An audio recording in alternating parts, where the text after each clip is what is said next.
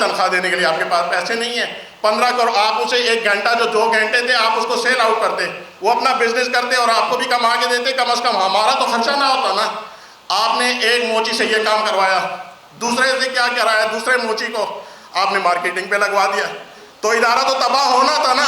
ادارہ تو تباہ اس وجہ سے ہوا ہے, آپ نے جو لوگ تھے آپ نے پروفیشنل لوگوں کو لے کے نہیں جائیں گے تو ادارے تو تباہ ہوں گے. اس میں ہمارے ورکر کا کیا قصور ہے؟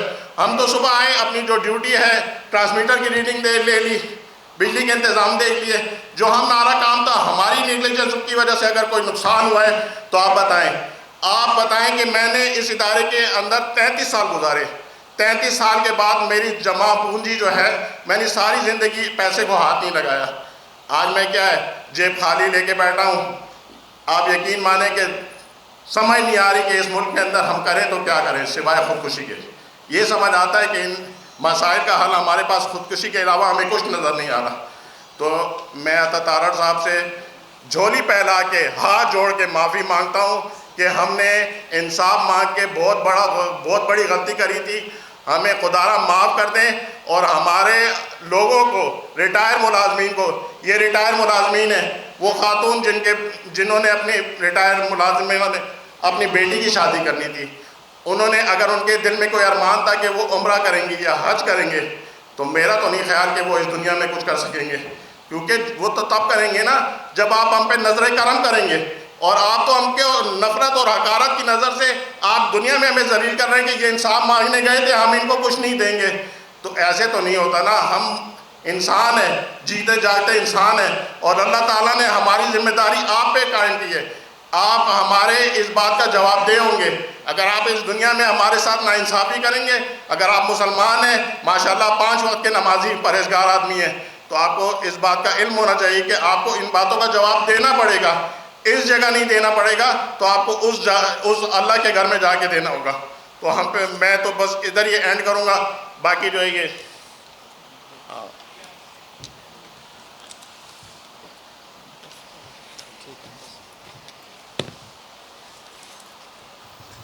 میرے شوہر کو میں بہت عرصے سے دیکھ رہی ہوں کہ وہ پشاور سے آتے ہیں. انہوں نے 33 سال اس ادارے کو دیے ہیں. ہمارے آگے کوئی اولاد بھی نہیں ہے, ہم دونوں بے اولاد ہیں. ہمارا کوئی بچہ نہیں ہے جو ہمیں کما کے کھلائے گا. ہمارا واحد سہارا صرف ایک یہاں کا فنڈ تھا, یہ سیلری تھی.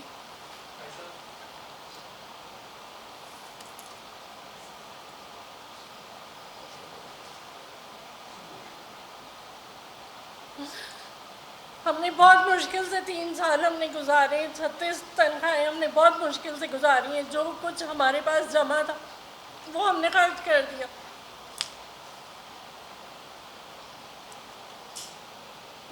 اب آگے ہمارے پاس کچھ بھی نہیں ہے کہ ہم اس کو خرچ کریں گے. آپ کو پتہ ہے پینشن ملتی ہے, کتنی پینشن ہوتی ہے, اس پینشن میں کیا آتا ہے؟ اگر ہم یہ سوچیں کہ ہمیں پینشن ملے گی, کتنی ملے گی؟ اگر میرے شوہر نے اس ادارے کو 33 سال دیے ہیں, اگر ان کا یہ فنڈ انہیں ملتا, پی ایف والا فنڈ ملتا, تو شاید وہ کچھ کاروبار کر لیتے. یہاں پہ کتنے لوگ ہیں ایسے جو یہ چاہتے ہوں گے؟ بہت ساری خواتین ہیں, انہوں نے بھی اس ادارے کو ٹائم دیا ہے. اب میں ان کے لیے اپنے رشتہ داروں میں, اپنے بھائیوں سے, اپنی کزنس سے یا ملنے جلنے والوں سے بھی میں اگر کہتی ہوں نا تو سب مجھے صاف منع کر دیتے ہیں. آپ کو پتہ ہے کوئی دیتا ہے اس عمر میں ملازمت دیتا ہے؟ نہیں دیتا. ساری زندگی میرے شوہر نے مجھے گھر بٹھا کے مجھے کھلایا. میں نے کبھی گھر سے باہر میں نے قدم نہیں نکالا. اب میں کہاں جاؤں گی؟ میں کس سے کہوں گی؟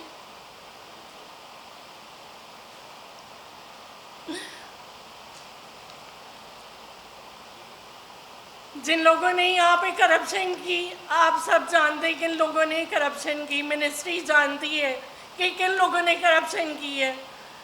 آپ اگر ان سے ہمیں انصاف نہیں دلا سکتے نا, ہم ان پہ لعنت بھیجتے.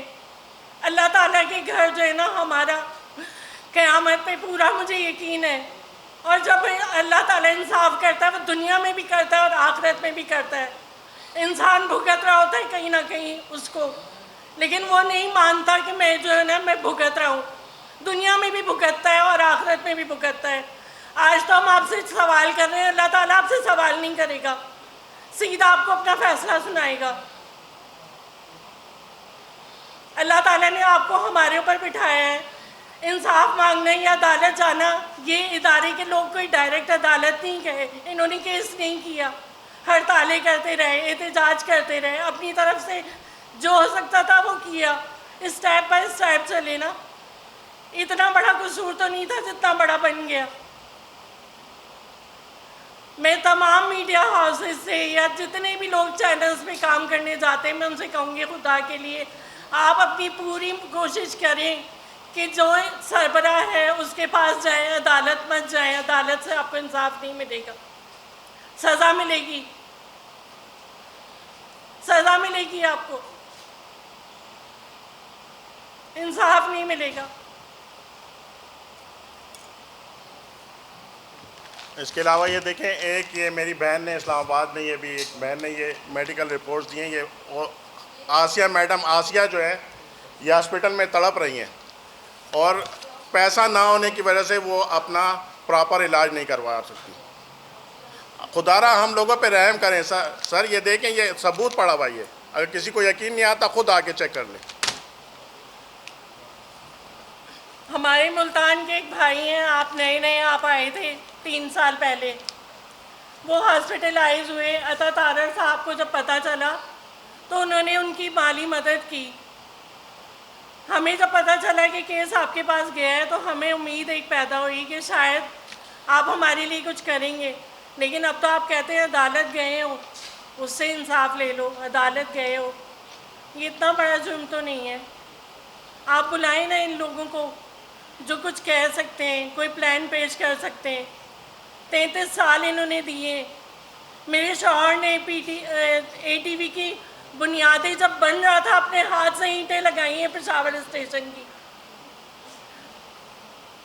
اپنے ہاتھ سے اینٹیں لگائی ہیں. آج ساری زندگی دینے کے بعد ہم بالکل خالی ہیں, کچھ بھی نہیں ہے ہمارے پاس. اور ہم اس حالت میں کہ ہم یہاں سے کہیں بھی نہیں جا سکتے. یہ پاکستان ہمارا ہے, ہم کہاں جائیں گے؟ یہی ہمارا گھر ہے, ہم تو کہیں بھی نہیں جا سکتے. چیف مارشل صاحب جو ہے وہ ایران جاتے, ان کا جو ہے نا ان کے فیصلے کرواتے تو ہمارا بھی کرواتے. فیلڈ مارشل صاحب ہمارا بھی جو ہے نا ہمارے لیے بھی سن لیں. تھوڑا سا آپ نے کہیں دور نہیں جانا, آپ یہیں رہتے, اسلام آباد میں رہتے, پاکستان میں رہتے. ہمارے اوپر بھی تھوڑی سی نظر کرم کر لیں. وزیر اعظم صاحب آپ بھی کر لیں.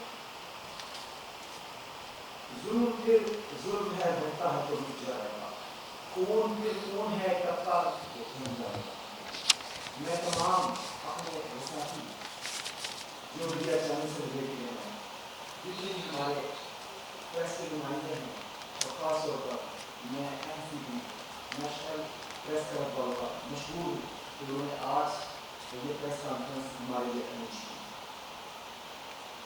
اور امید کرتے ہیں کہ منسٹر تک ہمارا یہ پیغام پہنچانے میں ہمارے ساتھ بھرپور معاونت کریں. الحمدللہ رب العالمین والصلاۃ والسلام علی رسول اللہ. اما بعد اعوذ باللہ من الشیطان الرجیم, بسم اللہ الرحمن الرحیم. اللهم صل على محمد وآل محمد. اللهم انت ربي لا اله الا انت خلقتني وانا عبدك وانا على عهدك ووعدك ما استطعت. أعوذ بك من شر ما صنعت وأعوذ بك من نعمتك علي وأعوذ بذنبي فاغفر لي فإنه لا يغفر الذنوب إلا أنت واغفر لكل معمل ومعمنات. یا مالک مولا, یہ میرے پریشان حال بندے آج اس نیشنل پریس کلب میں جمع ہوئے ہیں, اور انہوں نے اپنے دل کا دکھ اور درد ان سب پریس کے لوگوں کے سامنے رکھا.